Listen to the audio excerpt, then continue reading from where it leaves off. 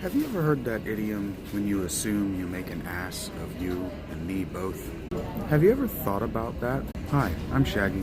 I'm Philaletea, and we're going to speak some truth, because Philaletea means lover of truth.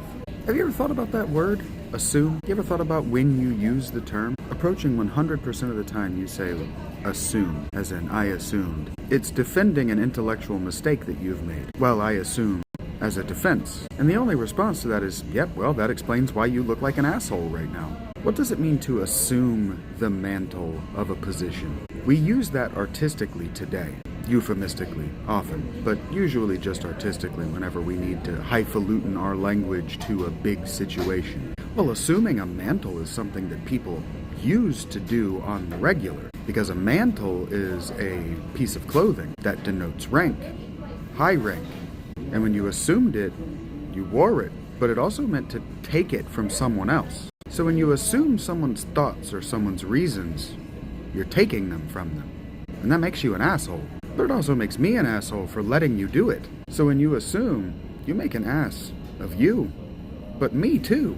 Have you never caught yourself being embarrassed of that defense? Well, I assumed, and being wrong? Or do you just not have enough temerity to be embarrassed in social situations? Do you just call your social embarrassment introversion? Do words mean anything to you? Like, actually, I want to know the answers to these questions. Hit me in the comments. I'm asking a lot of questions.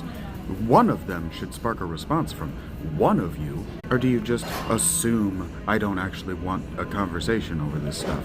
So I'm reading this.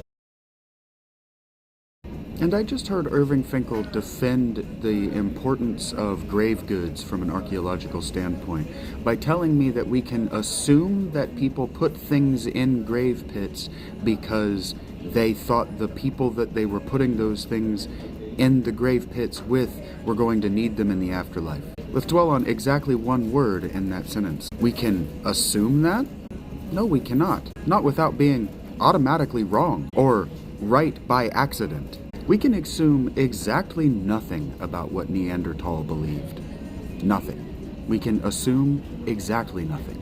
We can hypothesize approaching infinite things, but we can assume nothing.